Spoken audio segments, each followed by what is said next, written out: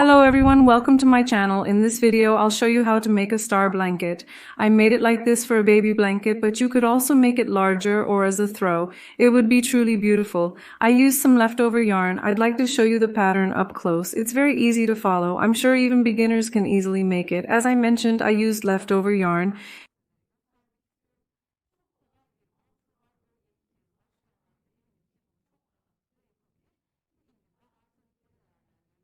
In the video, I share with you the yarn count, the knitting measurements, and all the details step by step. I hope it's helpful. You might think the star shape might be impractical, but it's not at all. It's a really nice shape because it's not too sharp, and I think it'll be a very useful blanket. Before we move on to the detailed recipe, I'd like to make a small request of you. If you like the video and leave a comment, I'd be really happy.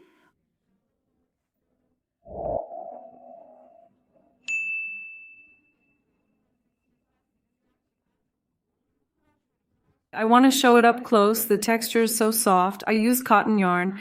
Look, the backside looks like this because it consists of banisters. It grew very quickly. I hope you like it and try it. Let's move on to the recipe. Look, I wanted to show you my knitting by laying it out on the table. When I measured it from end to end, it was 1 meter 10 centimeters long. I used the leftover yarn I had for this project. When I weighed my blanket, it weighed 350 grams. So in these 50-gram gumaks, I used a total of 7 of these yarns for this project.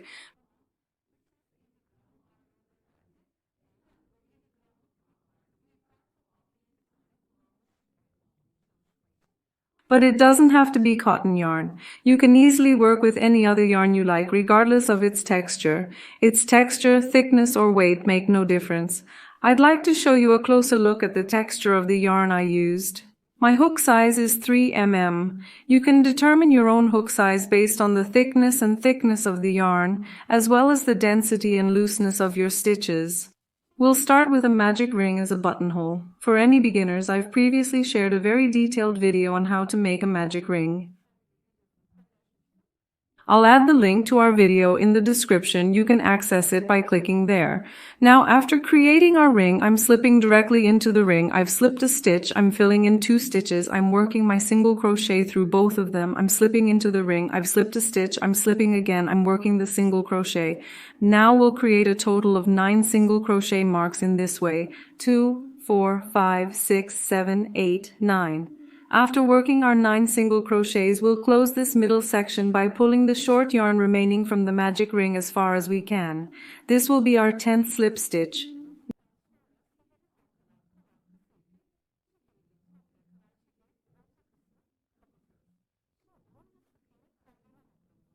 Now I come to the top of the first single crochet.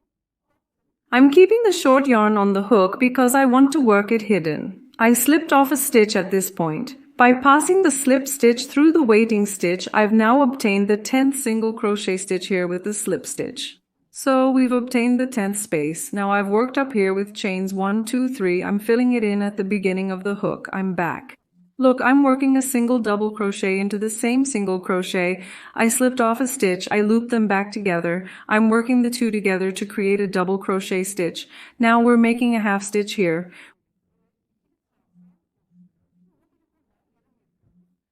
We'll complete the pattern by inserting the stitch in the same spot as we finish. Now I'm working my hook, I'm skipping 1 single crochet, I'm inserting another single crochet. Look, I skipped 1 single crochet, I'm inserting another single crochet. I'm continuing to hide the short yarn. I've cast on a stitch. There are 3 stitches. I'm working 2, 2 again, creating a double crochet. I'm working my hook. I'm working another double crochet in the same space.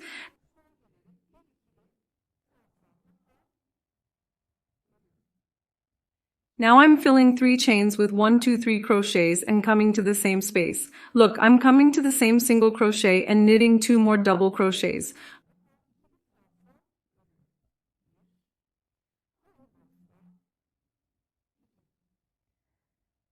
Look, for example, we made 1/2 when we started. Now we skipped a single crochet instead of another, 2 treble crochets, 3 chains, and we have knitted 2 treble crochets. I am filling with the crochet hook. I am inserting it into the next single crochet. I am inserting it into another single crochet. I am knitting 2 double treble crochets in the same space, 2 now 3 chains, See, we will do the exact same process here. I am filling with 1, 2, 3 treble crochets, coming to the same space. I am knitting 2 more double treble crochets. At this stage, if you think I'm knitting too fast, you can slow down the video or speed it up. I wrapped it around my hook. I move on to the next single crochet. I insert another single crochet, hiding the short yarn and holding it on the hook. I work 2 double crochets, chain 1, 2, 3. I work 2 double crochets into the same space.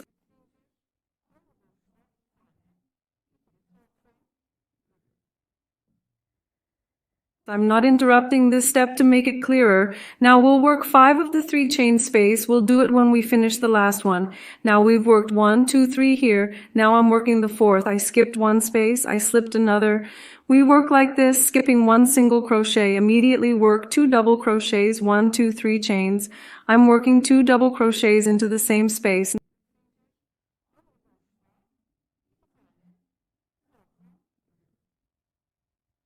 Now I have the 4th 3 chain space. Now I'm filling in my hook. Look, we're jumping to the slip stitch here. I'm skipping the slip stitch here. I've worked the first double crochet directly. The single crochet comes into the space of the first single crochet. And we've already worked a chain and a double crochet here. Now I'm working 2 double crochets into the same space. 1. Into the same space. Let's get 12 short yarns hidden enough so it doesn't look bad. When we started, we created 2 double crochets with 3 chains. When we finished, we made the double crochet group here by working 2 double crochets in the same space. We only have 3 chains left in between. Now I'm filling the hook to get the 3 chain space. I slipped into the 1st, 2nd, 3rd chain at the beginning. I slipped a stitch. There are 3 stitches. I'm filling it. I wrapped them both together again. By working them both together, I finished with a double crochet. Look, I get the 3 chain space. Now, what's the reason for doing this?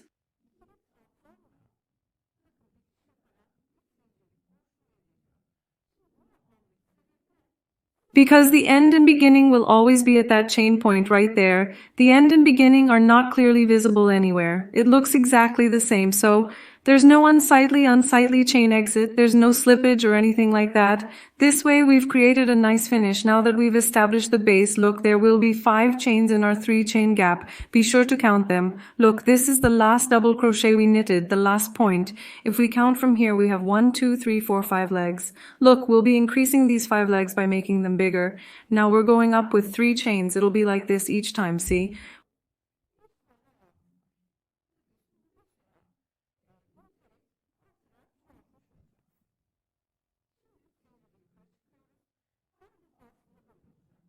We'll go up with 3 chains and wrap them around our hook. First, I'm crocheting 3 double crochets into the space we just created.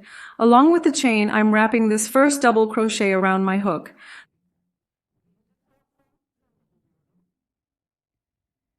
The second double crochet, together with the chain, becomes 3. We've worked 1, 2, 3 double crochets. I'm filling in my hook. Now, since I consider the 3 chains here as double crochets, I'm working into the 3rd chain and working 1 double crochet here. Now I've wrapped it around the hook. Our logic here is this. Look at the railings in the middle, side by side. Now look, I'm skipping the second one here and the first one here. I'm skipping 1 or 2 double crochets. I'm slipping into the 3rd double crochet and working a straight double crochet. There are decreases in between these parts, in these parts. Look, there are increases here, there are decreases here. We're skipping 2 double crochets in the decrease. In the increases, we're working 3 double crochets, 3 chains, and 3 double crochets.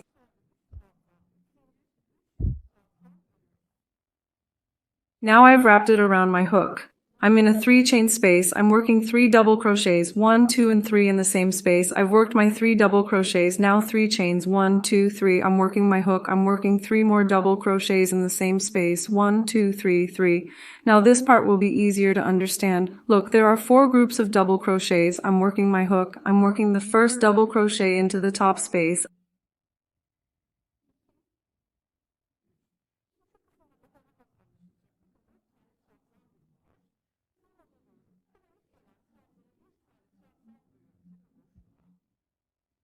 I'm wrapping it around my hook. I'm skipping the second and third double crochets. So here I skip 1, 2 double crochets, slip into the top of the last double crochet and work 1 double crochet. Then there's a 3 chain space, 3 double crochets, 2. Look, there's a group of 4 double crochets on this side and a group of 4 double crochets on this side. Now I've wrapped 3 chains, 1, 2, 3 around my hook and I'm working 3 double crochets into the same space.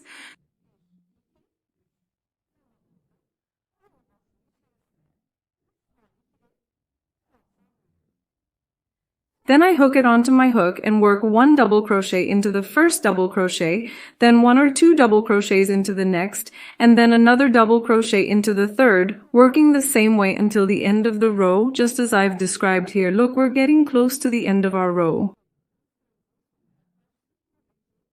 I am filling what I have done. Now I am making 1 or 2 double crochets. The result here is a slip stitch into the double crochet, and we have a 3 chain gap created with the double crochet we created here. Look, when we started, we had knitted 4 double crochets. Now I am coming to the same year and knitting the remaining 3 double crochets. 1, 2, 3. We will apply the same ending and beginning again. I am filling the hook and slip stitching into the first, second, third chain at the beginning and slipping a stitch.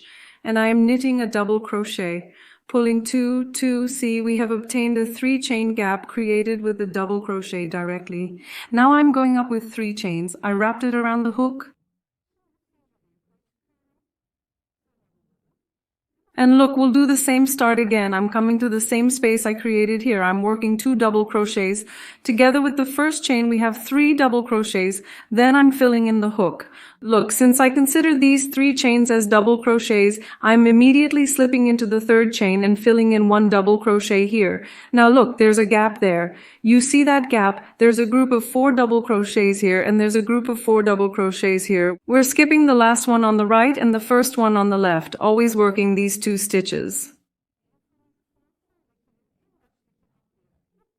By skipping 1 double crochet and decreasing here, we obtain the curved point. We already know the increases. Now I'm crocheting. We'll always skip 2. Look, that's the logic. From now on, the base is formed. I'm crocheting. I'm not skipping the next double crochet. Look, at the top of the double crochet that comes after the chain, I'm crocheting a double crochet, then a double crochet at the top of the next double crochet. At this point, our number of double crochets becomes 2, 4, 6. I'm crocheting, and next, look, I'm crocheting 1 or 2 double crochets, and I'm crocheting the third double crochet, and then I'm crocheting my double crochets over the 3 double crochets here.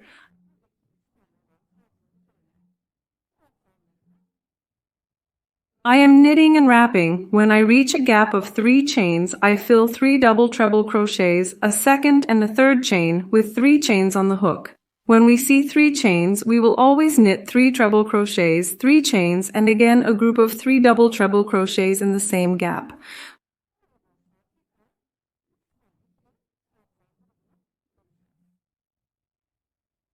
Look, there are 6 double crochets here again. Now we have worked 3 double crochets here. Now we will complete the 6th. I am filling my hook and I am inserting the hook into the top of the first double crochet in the row. I am inserting the double crochet into the top of the next double crochet. Look, I will not be working the last double crochet in this group. After the last double crochet in this group, I am inserting 1 or 2 double crochets. I am inserting the third double crochet and knitting my double crochets. Look, it will look comfortable when I hold it like this. Look, I'm repeating the same process here. The increases are already quite clear. When we see 3 chains, we work 3 treble crochets, 3 chains, 3 treble crochets, then treble crochet in each treble crochet. Just look at the last and first treble crochets in this group. We've skipped 2 treble crochets. Let's skip 2 treble crochets here and then repeat until the end of the row. Look, we're nearing the end of the row. I did the same thing again. I worked 3 treble crochets over the treble crochets here.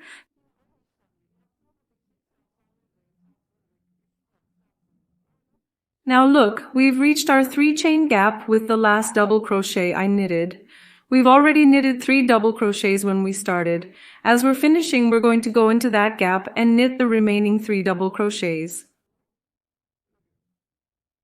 Now look, while continuing with the same color, I'm filling in the hook and making a slip stitch in the first 1, 2, 3rd chain, making a double crochet and making a 3 chain gap with the double crochet. and the row continues in this way. It's exactly the same from now on. The steps we'll do are all the same. When we get to 3 chains, 3 double crochets, 3 chains, 3 double crochets, then look at this triangle point here. See the clearly separated part here. See the double crochet group here, the double crochet group here. Since we count the double crochet in 3 chains together with the chain, we just make a slip crochet on top of each one.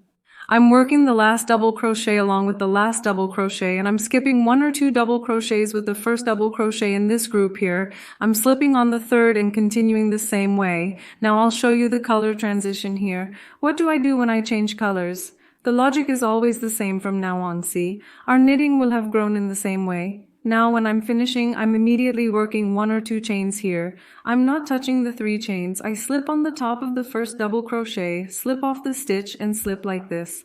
After the slip, I'm knitting a chain. I cut as much as it goes and remove it from the stitch, and this part is tightened like this. See, I finished this place. Now while changing color, I broke my yarn like this. I am choosing a different color. Now after choosing a different color, I create our first stitch with a chain like this. I make a lock chain. I wrap it around my hook. After wrapping, I start from the point before where I finished. I can knit by hiding the yarn as usual.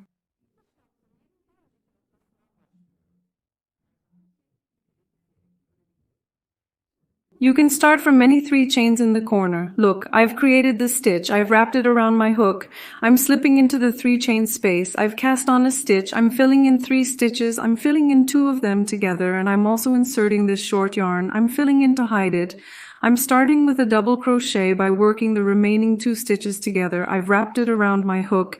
Now I'm working 3 double crochets into 3 chains. The second double crochet is in the same space as the third double crochet. Now look, we have 6 double crochets here. I'm going to work 1 double crochet into each of these 6 groups except for the last one.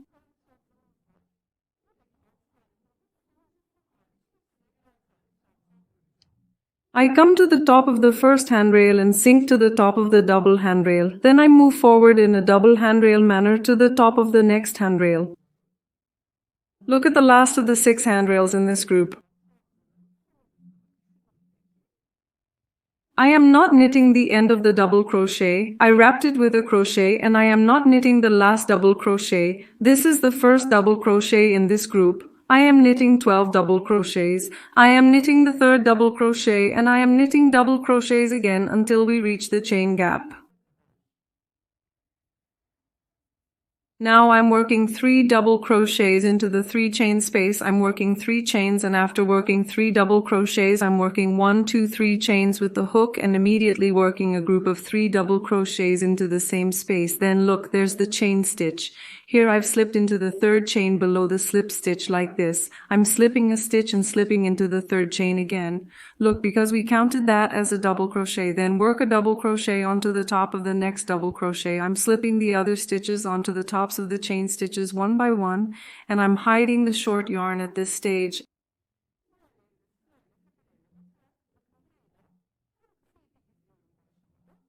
And look, I made the transition this way. I'm proceeding as I described, skipping the last handrail of this group here and the first handrail of this group here. I'm skipping 1, 2 handrails and sinking for the 3rd. Look, from now on we'll do the exact same steps I described. I especially want to keep it on the screen so there are no questions in mind. You can even take a screenshot if you get stuck. This way, it's clearer where and how many handrails we've synced. Now, we'll complete the row in this way. I'd like to also describe what I did for the edge decoration. There's nothing wrong with the edge decoration either.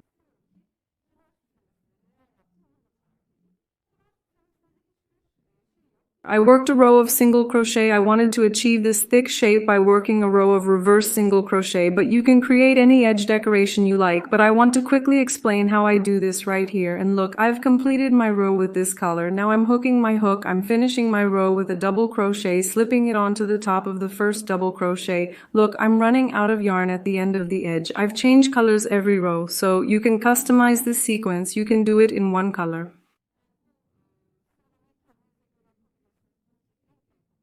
You can use your leftover yarn in 2 or 3 colors in this project. I place my yarn in rows 2, 3, and 4 like this.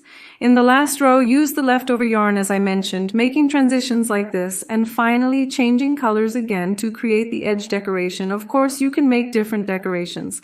Now I'm making a chain here. I'm working a single crochet into the space of 2 chains here. I'm working a single crochet into the double crochet that came before the double crochet. I'm working a single crochet into the top of the other double crochet, and I'm working a single crochet into this section. In a row of single crochet that I knitted, I did the same decreases as I do regular increases. See, I'm skipping the last double crochet of this group here and the first double crochet of this group here. I skipped a couple of double crochets, slipped into the third double crochet, and continued with single crochets again. In other words, I kept the decreases in this part because we're making increases at the end again because I didn't want it to look too wavy. Of course, if it doesn't stretch, you can also work 1 single crochet in each stitch. Now, when I get to 3 chains, I make 2 single crochets. Here, I chain 2. I come to the same space again. I made 2 single crochets. Then I work 1 single crochet into the top of each subsequent single crochet. As I work my single crochets, I skip 2 single crochets at the decrease point. I continue like this now. Look, I work the single crochets as described above. After the single crochet row, I join the row. I've reached the end of the row. After repeating all the steps I did in the corner, what I'm doing here is stretching the stitch. I come back and look like this. I've knitted the last single crochet. I insert the single crochet, drop the stitch, and then I insert the single crochet again. I insert the stitch back into the top of the single crochet. I remove the single crochet backwards. Look, I insert the top of each single crochet by inserting backwards, removing the stitch and knitting the single crochet backwards. Look, by inserting each single crochet backwards. Am I killing the purl stitches in this way? And a nice texture is created, as I said, because I wanted the edge to be a little thick. I finished my row with purl stitches in this way. Look, we insert each single crochet here. When I come to the corner, I work 1 single crochet into the chained space. Then I continue with purl stitches on each subsequent single crochet.